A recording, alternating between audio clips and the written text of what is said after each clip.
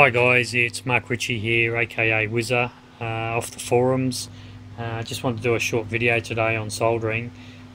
See a few posts from time to time floating around on soldering techniques, soldering irons, how to make the joint, what the joint should look like, etc. So just wanted to put this video together today to help some guys.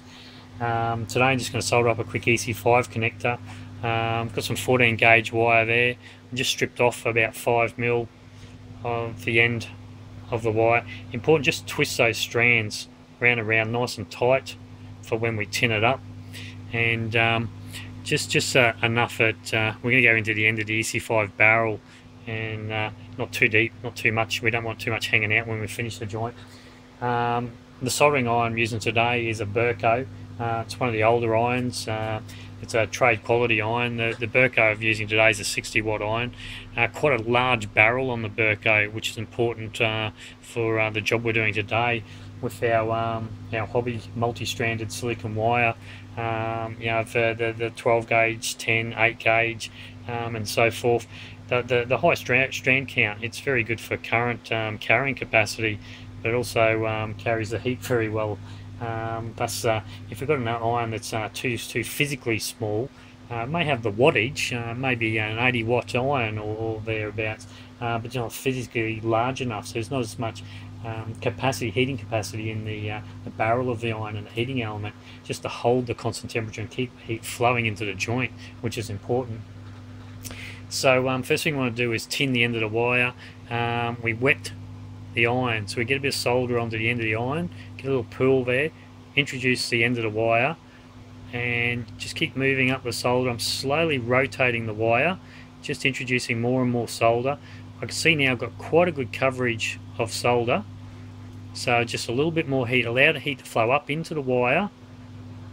That's important. As the heat flows up into the wire, it'll wick the solder along with it. We want the solder to go up into the wire, like 5mm or so would be nice. And we've got a nice shiny joint on the end of our wire there. Now next we'll do is we need to tin up the barrel of the EC5. Again, we'll just get a wet iron, a little bit of solder on the tip, and then introduce it into the well. Just let the heat penetrate down into the connector, flow in some more solder. As the heat penetrates down, you'll see the solder go with it. And we want to about half fill the EC5 connector. Don't want to overfill it and have the solder spilling out. Now we'll introduce our wire into the hot EC5. Hold the heat there, let the heat get into the wire, bring the iron off.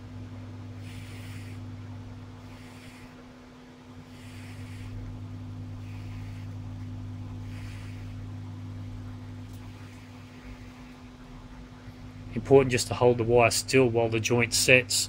We don't want it moving, that'll give us a dry joint. And when it's finished, it should look nice and shiny, shouldn't look crusty or crazed inside there. And the resin, the flux is, you'll see it melted as sort of black blobs on the end of the solder joint. Once that's cooled down, you want to get in there if your little hobby knife or whatever, and just scrape that away.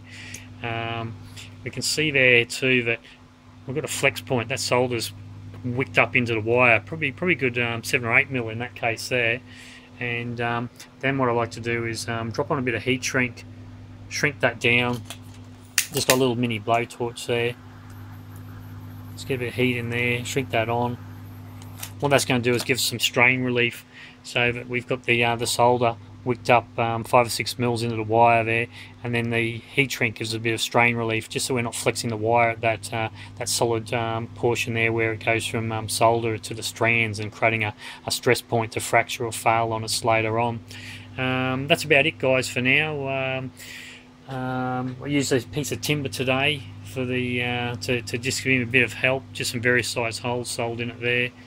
Drilled in the timber rather. Important the timber not being metallic, it won't draw the heat away from the connector or the joint as we're working on it. Let the heat stay in the joint while we're working with it. There's a few pointers, a few tips. Hope that helps someone, and we'll catch you around the forums. Cheers for now.